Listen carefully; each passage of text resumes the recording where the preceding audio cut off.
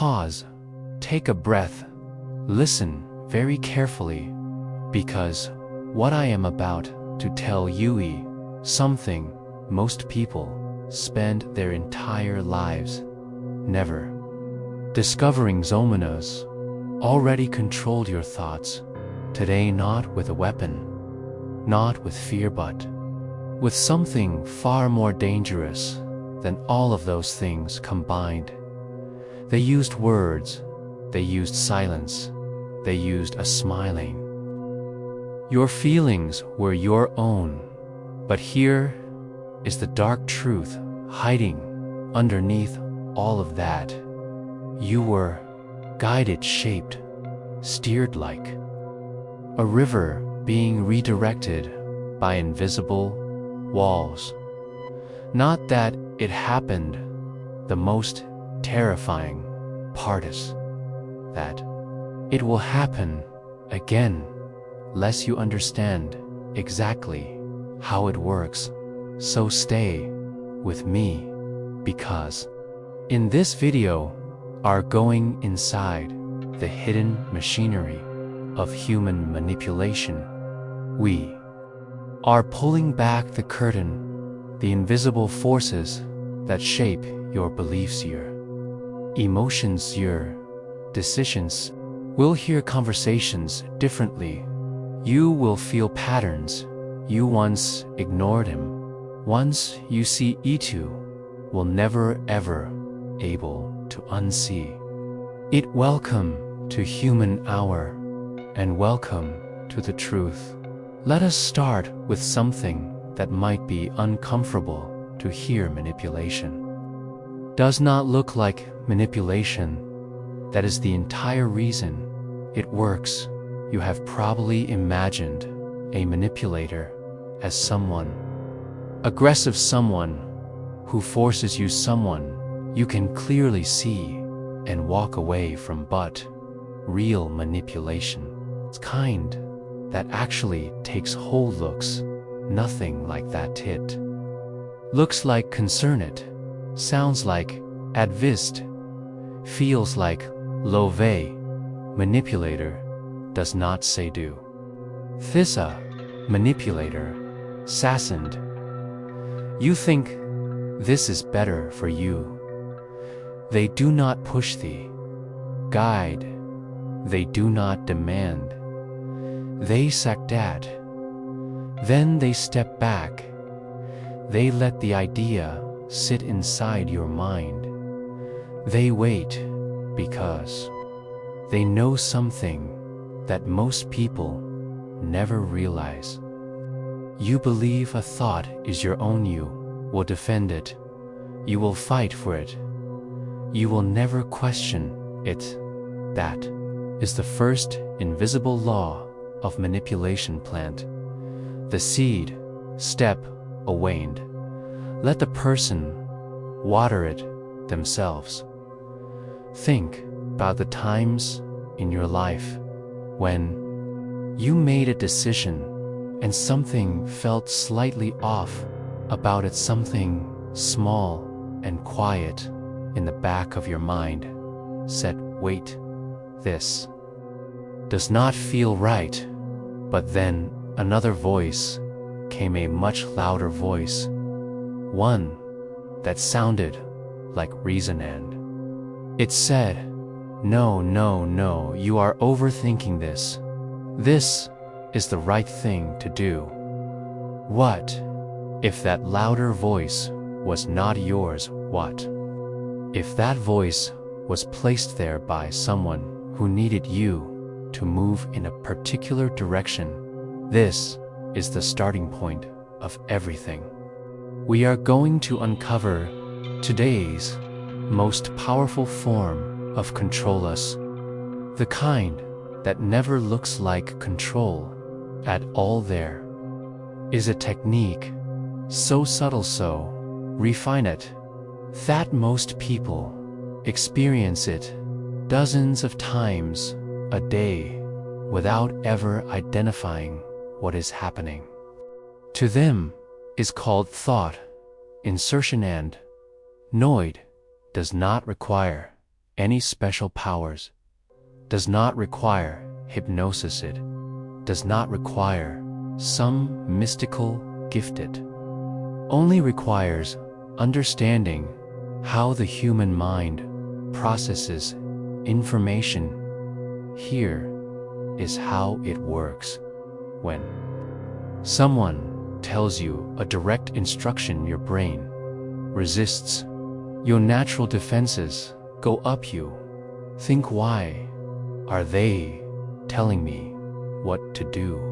But when someone phrases the same idea as a casual observation or remain lowers its guard, it processes the thought before it ever gets a chance to evaluate it. For example, direct command sounds like this: you should leave that job, and your brain pushes back immediately.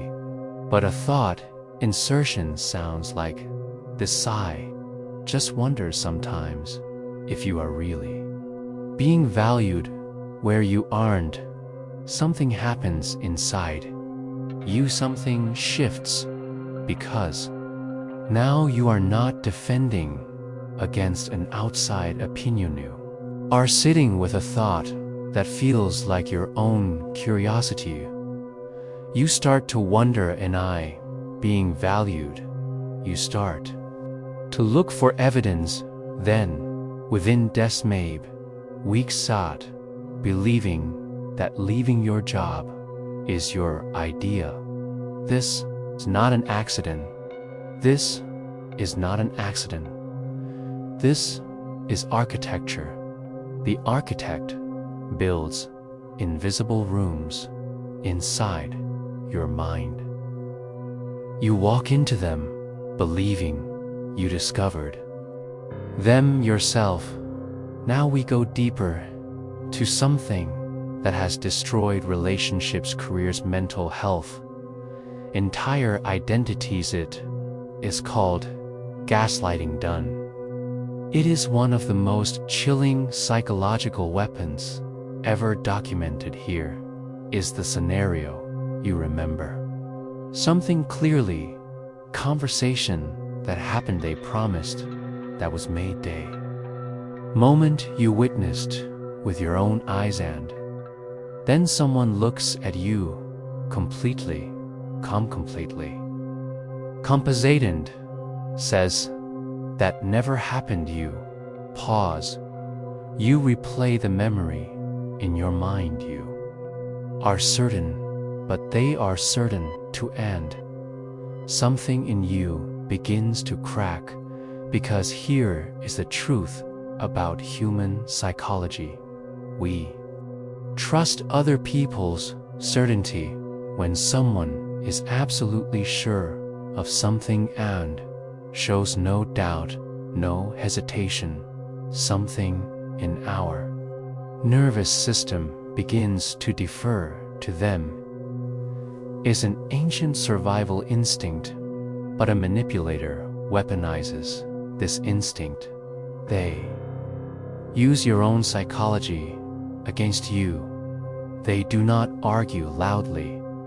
They do not get angry. They stay calm. They stay patient. They simply insist that you are wrong, that you are confused, that you are too sensitive, that you are making things up, that you have always been like this. Hand. The repetition of this over time does something devastating to a person. It erodes their trust in themselves, breaks the connection between a person and their own perception, and once that connection is broken, manipulator does not need to control what you think, because we have already stopped trusting your own thoughts. You will come to them for reality. Will ask them if your memory is correct. You will check with them before you trust your own feelings. This is the goal of gaslighting, not to win an argument, but to become your source of truth. Take a moment with that. How many times in your life have you said, maybe I am remembering it wrong? Maybe I am too sensitive. Maybe I am overreacting. And what if you were not overreacting at all? What if someone trained you to say those things to yourself? Gaslighting does not always come in dramatic confrontations.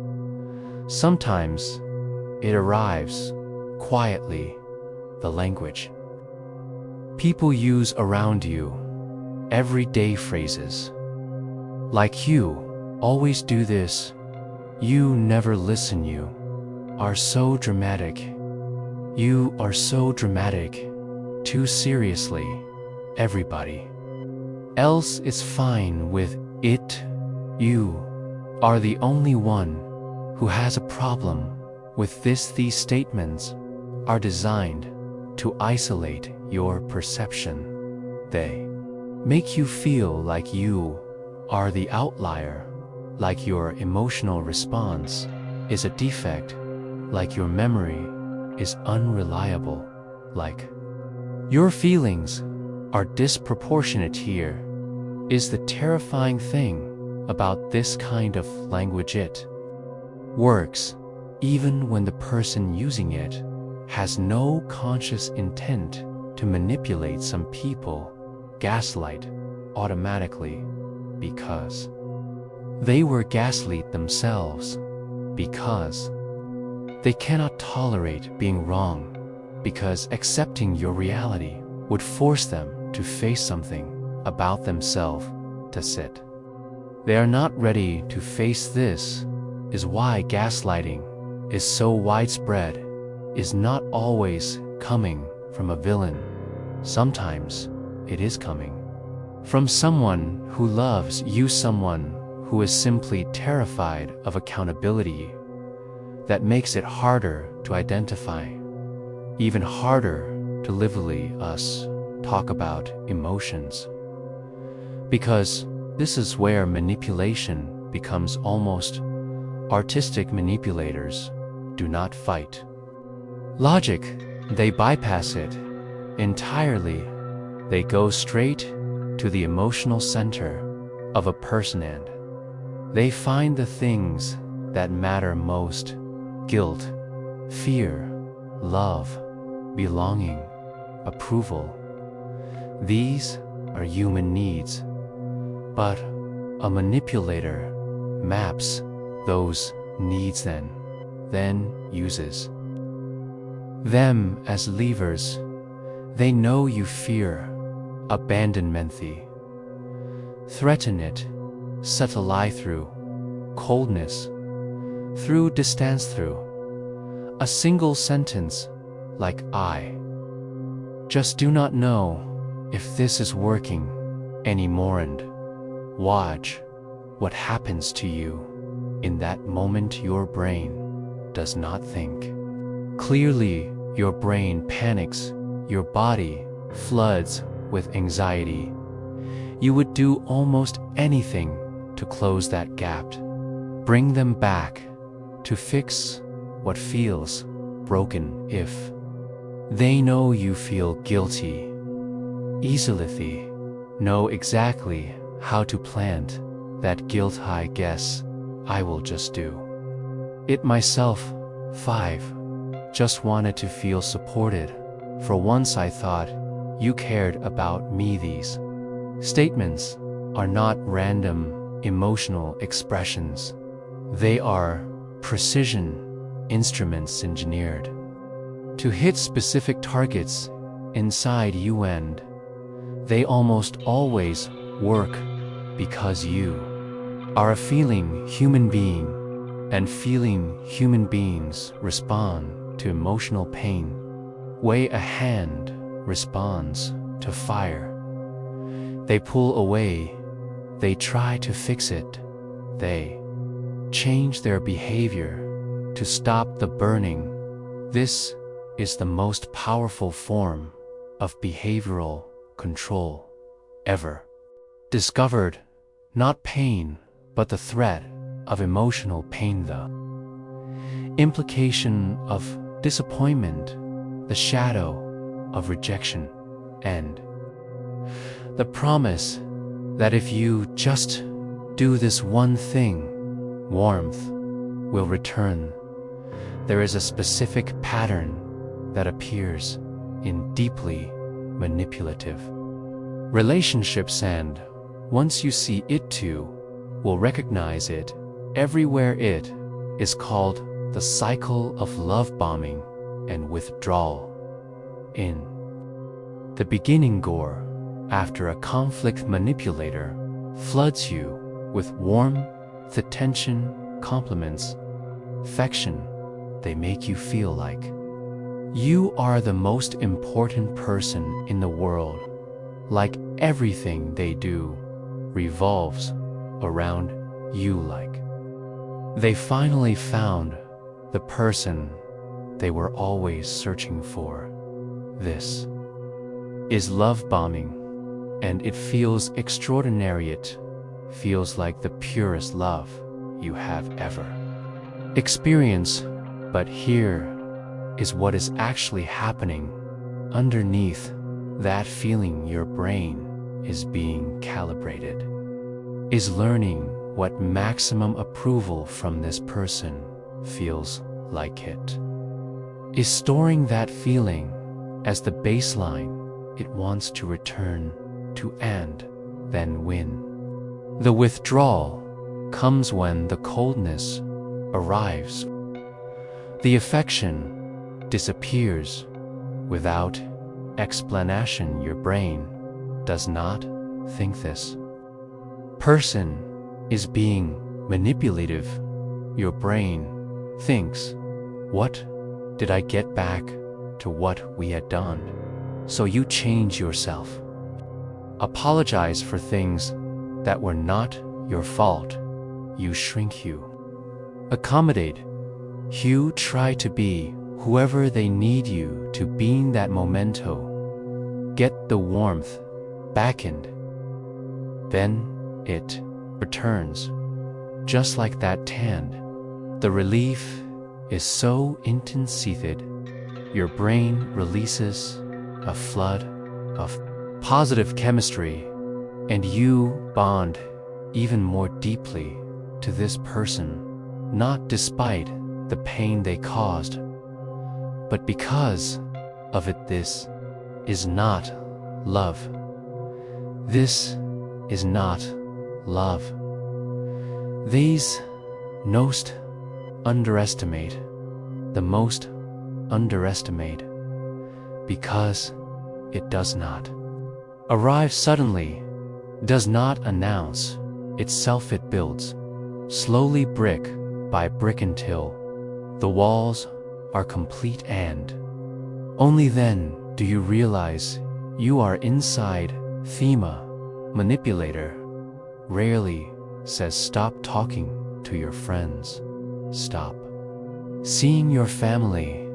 They know that direct command would trigger resistance. Instead, they say things like, your friend does not really support you the way I do. Just feel like every time you spend time with them, you come back different. I worry about the influence they have on you.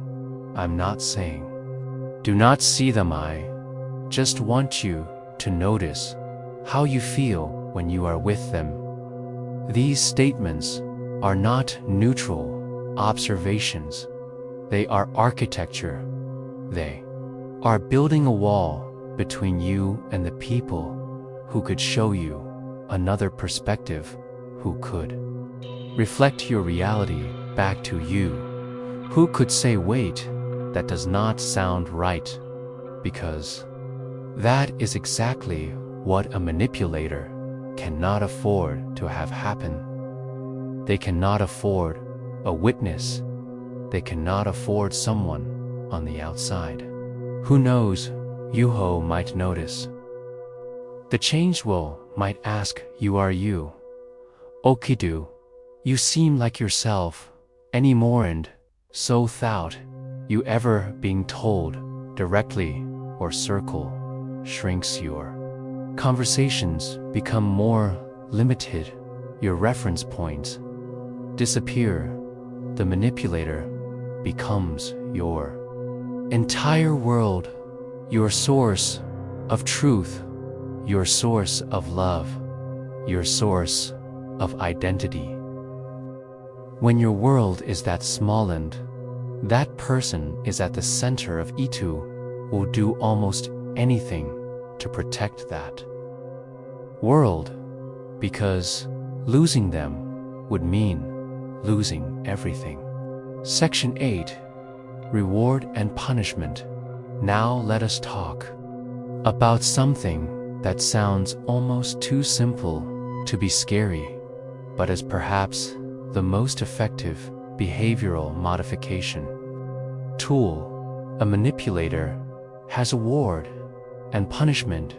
You have probably heard of Pavlov, the scientist who rang a bell every time he fed his dogs until the dogs eventually started salivating at just the sound of the bellven when no food was present. Manipulators run the same experiment on people. They do not need a bell. They use approval when you do what they want, the reward. You warmth, tension, laughter, flexion, validation. You feel good. You feel love. You feel seen. But when you resist one, you push back. When you express a need they do not want to meet, the withdrawal, some emotional distance, a look that says you have disappointed them. Over time your nervous system learns the pattern, comply and feel safe, resist and feel pain, and just like Pavlov's dogs, you begin to respond automatically without being told, without being threatened, without even being aware that you are responding. You simply find yourself doing the thing that keeps the warmth on because your nervous system has been tornado chase. Approval, way a compass chases north.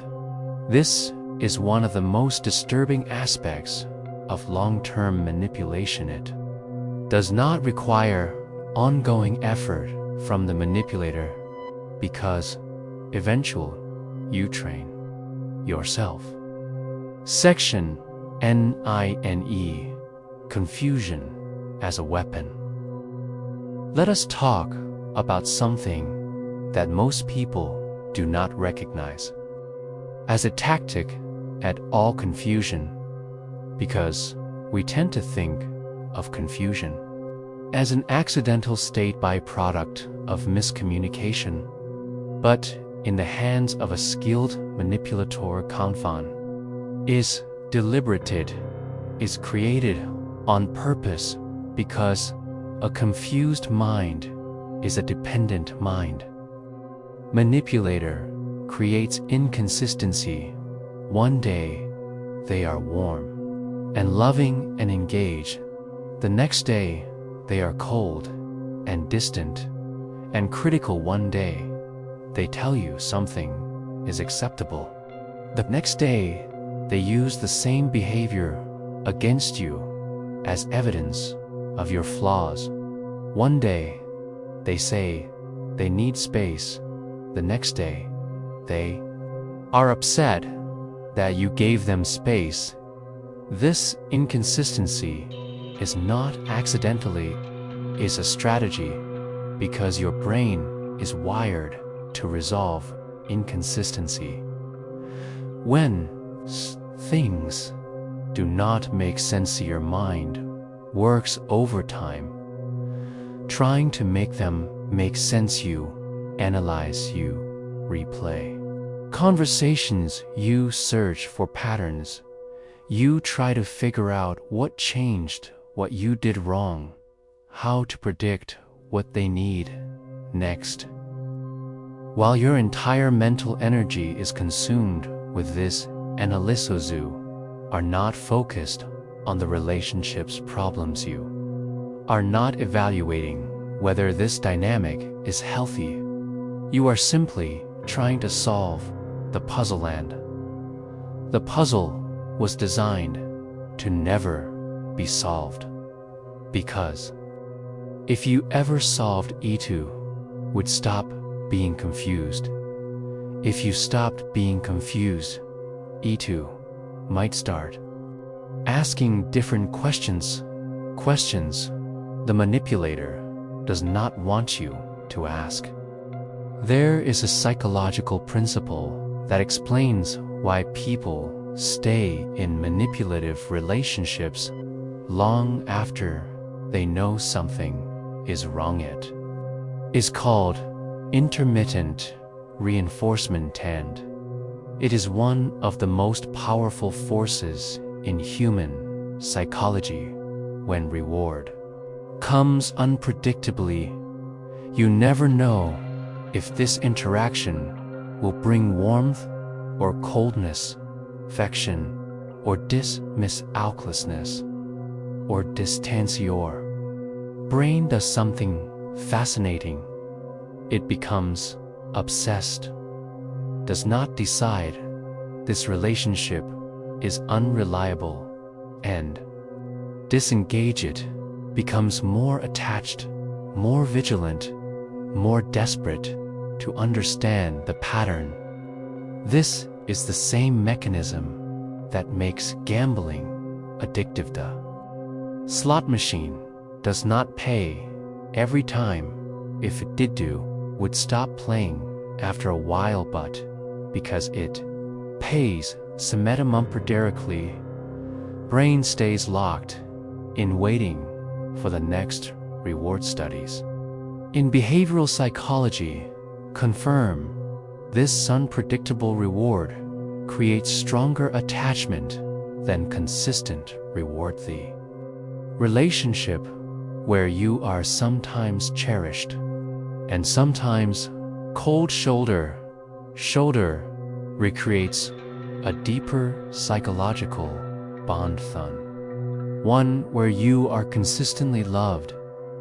This is counterintuitive, does not feel like it should be true, but the nervous system does not operate on logic. It operates on survival patterns.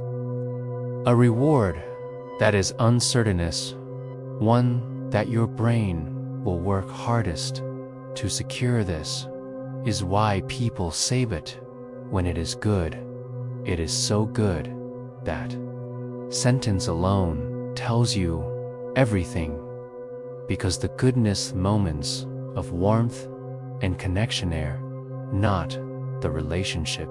They are the bait that keeps you inside the trap. Here is something subtle, something you would never notice unless someone showed it to you. Manipulators. The same destination. Do you want to talk about this now or later? Do you want to handle it this way or that way?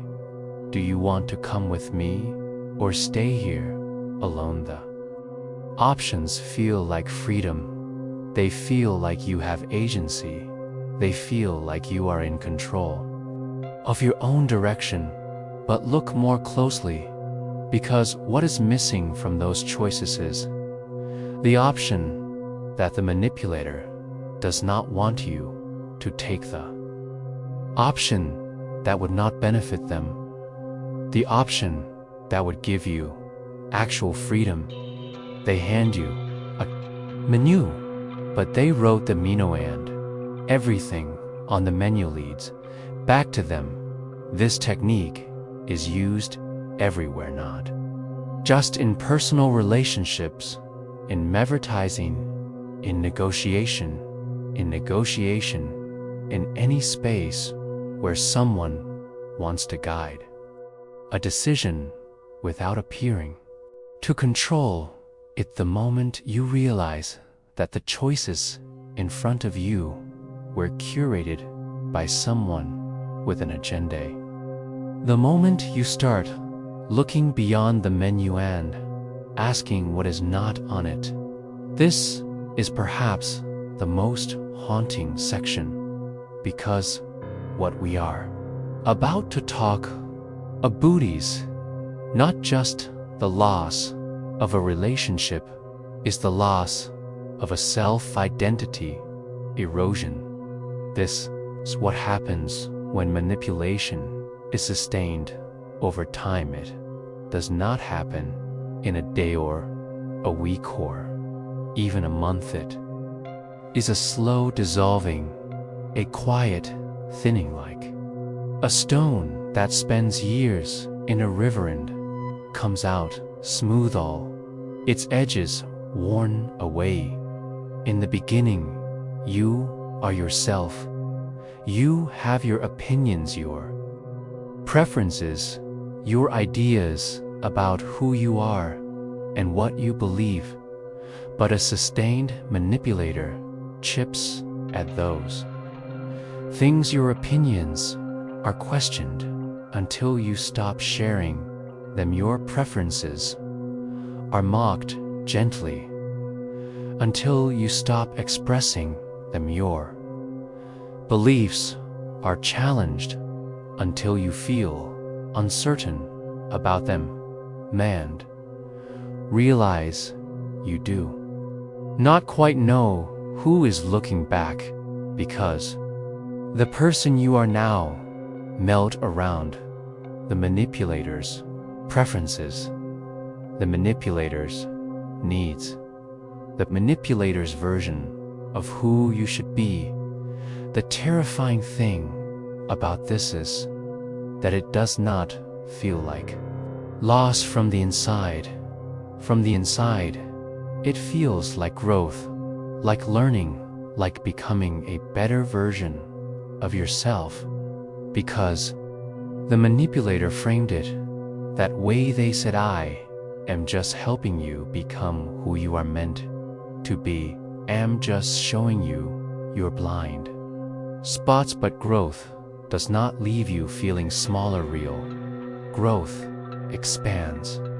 Your real love makes you feel more yourself, not less alongside identity erosion comes dependency.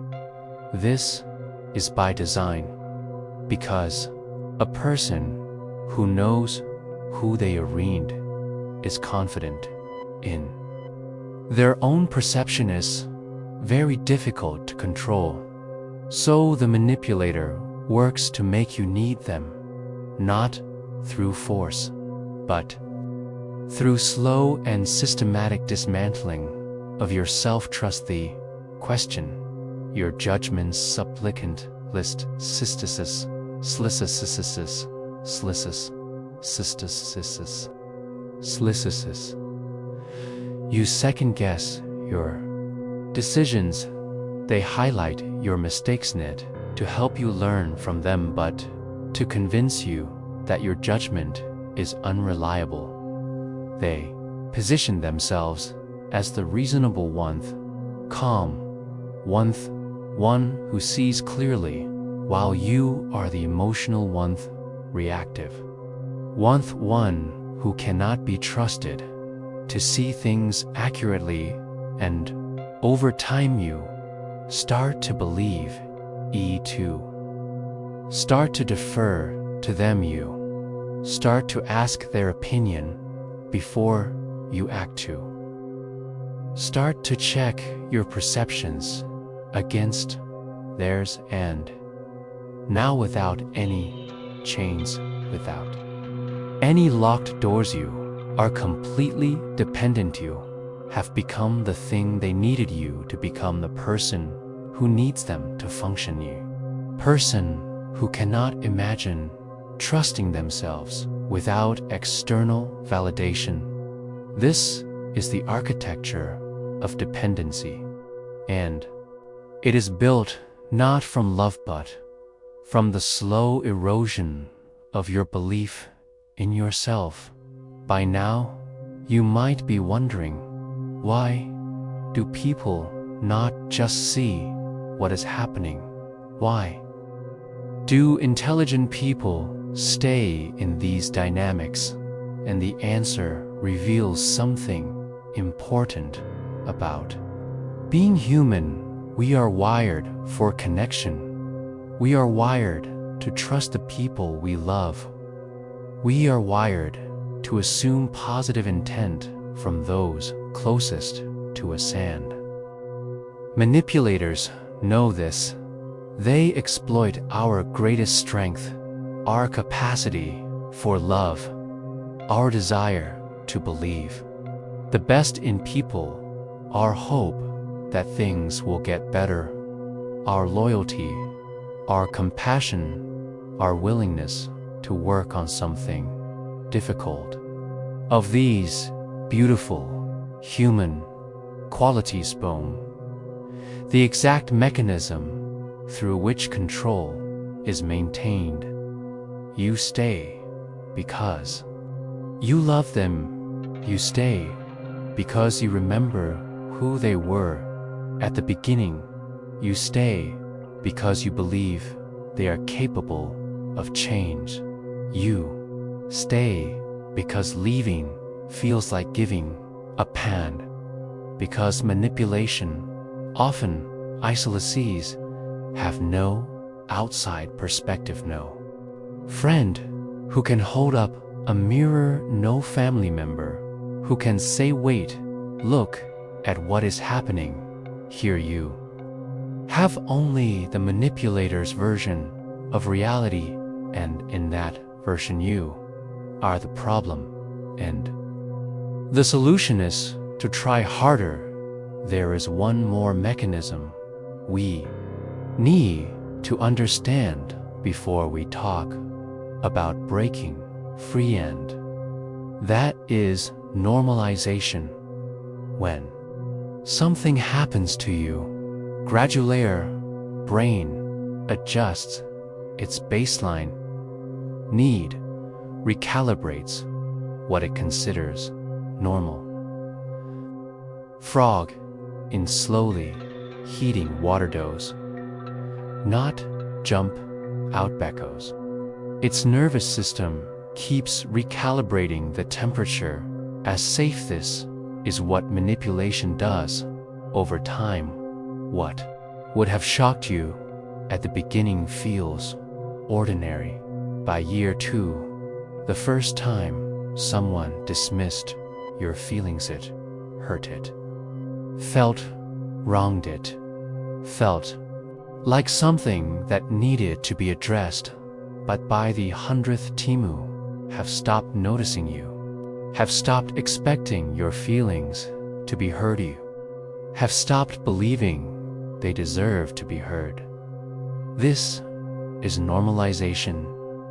It is why people often describe leaving a manipulative situation as a sudden awakening. They say things like, I do not know how I did not see it sooner, but they did see at the very beginning. They felt it's their body told them something is wrong here, but the gradual heating of the water convinced their nervous system to call it warm. Now, let us talk about the way out, because there is always a way out, even when it feels impossible, even when the walls feel too high, even when you have forgotten who you were before. The first step is the one we are already taking: awareness. You cannot fight what you cannot name. You cannot protect yourself from something invisible. But once you can name the pattern, once you can see the mechanism, you gain distance from it. Not emotional distance necessarily, but cognitive distance, the ability to observe what is happening and think, this is a pattern. This is a tactic. This is not a reflection of my worth. The second step is reclaiming your perception. This is the hardest one because if your perception has been systematically undermined, trusting it again feels dangerous.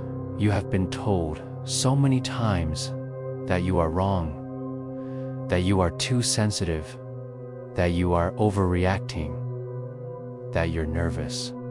System has learned to preemptively dismiss your own signals, but your signals were never wrong. They were always trying to tell you something, and the practice of reclaiming your perception starts with something simple. When something feels wrong, stop dismissing it immediately. Let it exist for a moment. Sit with the feeling and ask, what is this trying to tell me? The third step is rebuilding connection.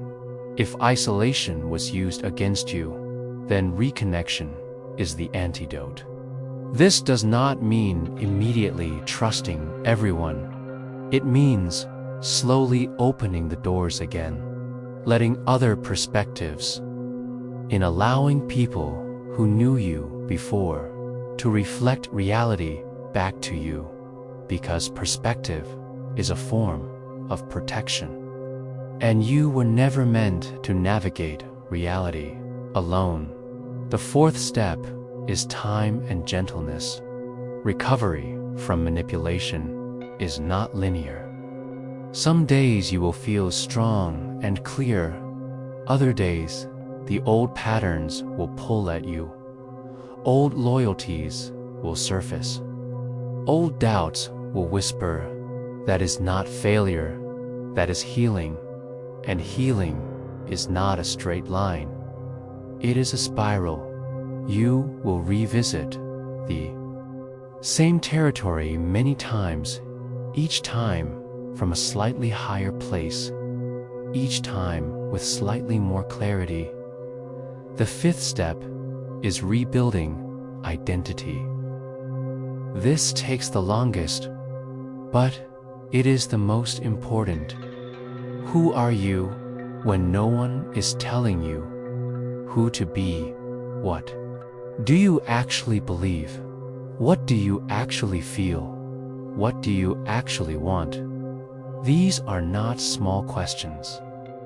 They are the most fundamental questions a human being can ask. And sometimes you have to go back to the beginning, back to what you loved.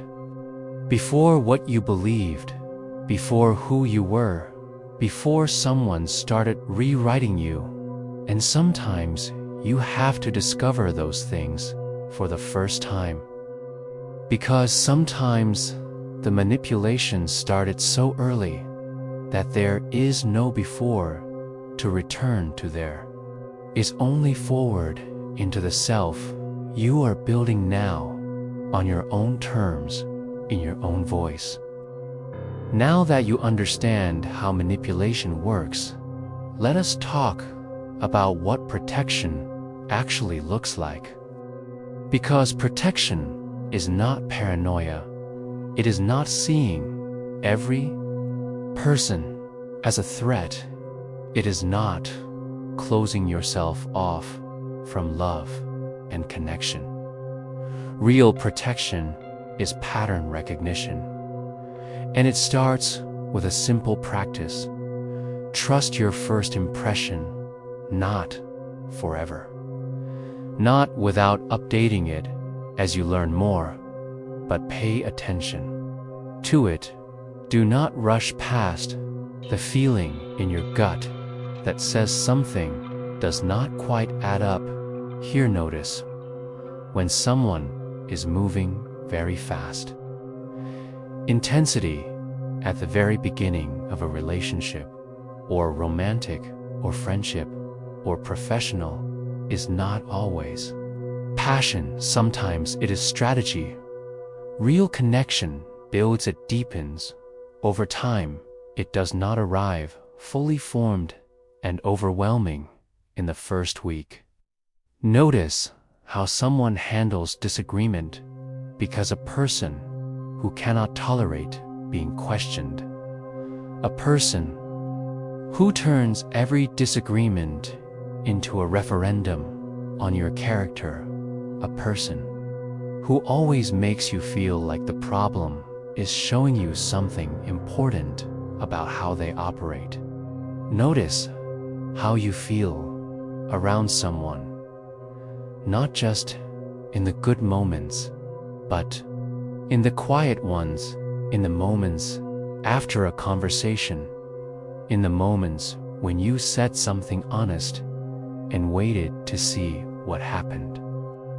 Do you feel more yourself around this person, or do you feel like you have to manage yourself carefully? Do you feel expanded in their presence or contracted? These are not small questions. They are the most important diagnostic tools you have.